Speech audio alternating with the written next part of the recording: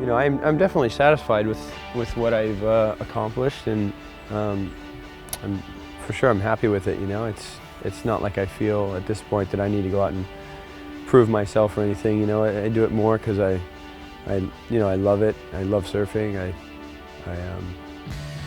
I enjoy competing, but not always a ton. You know, I sort of more like the performance elements of it. You know, you get out in a situation like maybe at Trestles or somewhere, and you have all these guys blowing up, and you want to be part of that energy, part of that flow, and for me that's the thing that motivates me. I started out the year saying I wasn't going to compete in all the events. I didn't want to compete in the Gold Coast event. I didn't want to compete in Bells, but I basically sort of got talked into it, but it made sense to go do it. I pulled out of the event. I emailed ASP and said, pull me out of the draw multiple times.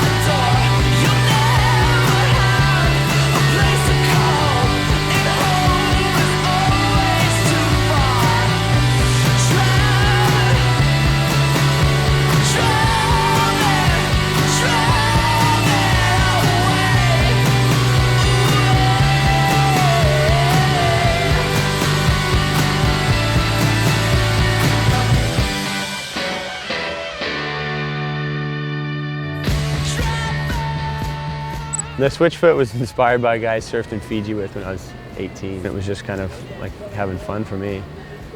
So I came off the bottom and kind of faded really far and then brushed a lot of speed off and then flipped around.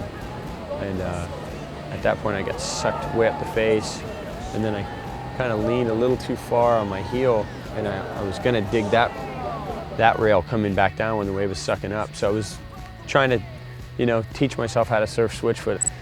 But it was pretty fun to make that wave. Winning the title in Spain it was nice. It was definitely rewarding, and Mundaka is such a beautiful place, beautiful setting to have that happen. But there's something special about Mundaka.